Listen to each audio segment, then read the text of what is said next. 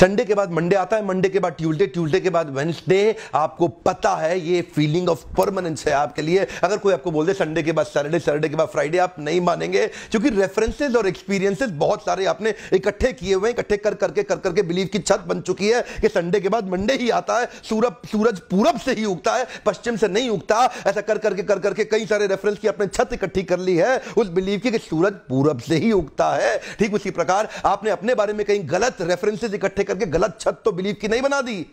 बहुत सारे लोगों की समस्या यही है, उन लोगों ने अपने बारे में गलत रेफरेंसेस इकट्ठे कर रखे हैं। लोगों ने बोला तू नहीं कर सकता, मैथ्स में फेल हो गया, वो एक रेफरेंस इकट्ठा हुआ, एक एक्सपीरियंस आया है कि इमोशन आया, और ऐसा एक्सपीरियंस इमोशन उसका इंटरप्रिटेशन क्या निकाला। अगर आपका इंटरप्रिटेशन है मैथ्स मेरे बस की नहीं है, नहीं कर पाऊंगा, अंग्रेजी कभी नहीं सीख पाऊंगा, और दूसरे लोग इंटरप्रिटेशन ये भी निकाल सकते हैं मैथ्स तो मैं ही सीखूंगा, अंग्रेजी तो तुरंत सीख के दिखाऊंगा। इंटरप्रिटेशन कैसे इकट्ठे कर रहे हैं आप? नकली बिलीफ टिकेगा नहीं, उसको पिलर चाहिए। पहले पिलर ढूंढ के इकट्ठे करो, तब बिलीफ बदलेगा। क्योंकि अगर बिलीफ को पिलर नहीं मिला, बिलीफ नीचे गिर जाएगा। टेबल टॉप को लेग्स की जरूरत है, बिल्डिंग की छत को पिलर की जरूरत है। ठीक उसी प्रकार जो भी बिलीफ आप बनाना चाह रहे हैं उसके लिए बढ़िया इंटरप्रिटेशन आजू बाजू से ढूंढ के निकालो।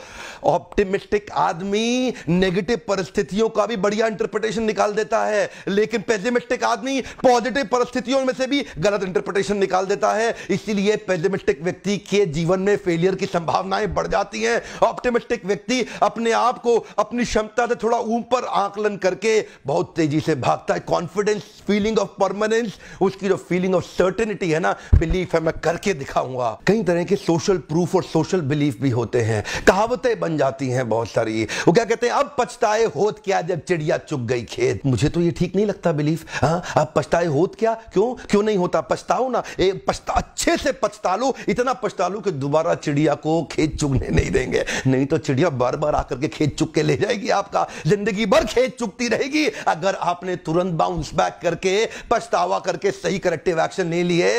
मैंने कई तरह की बातें सुनी। वो क्या कहता है, 100 चूहे खा के बिल्ली हज को चली। अरे 100 चूहे खा के बिल्ली हज को चली ना, दिक्कत क्या है? यहीं बैठी रहती तो 200 चूहे और खा जाती।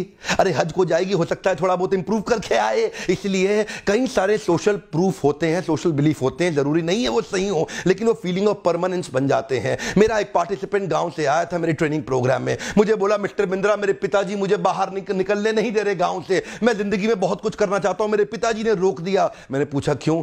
बोला, देखो बाजू वाले का एग्जाम्पल दे रहे हैं कि चौबे जी छब्बे जी बनने निकले थे लेकिन दुबे जी बन के लौटे हैं। तू भी छब्बे बनेगा क्या? दुबे बन के लौटेगा, मत निकल, यहीं रह गांव के अंदर। ऐसे बहुत सारे लोग आपके बिलीफ को गलत तैयार कर रहे हैं। वो गलत रेफरेंस और इंटरप्रिटेशन इकट्ठी कर रहे हैं जिस पे गलत बिलीफ टिकेगा।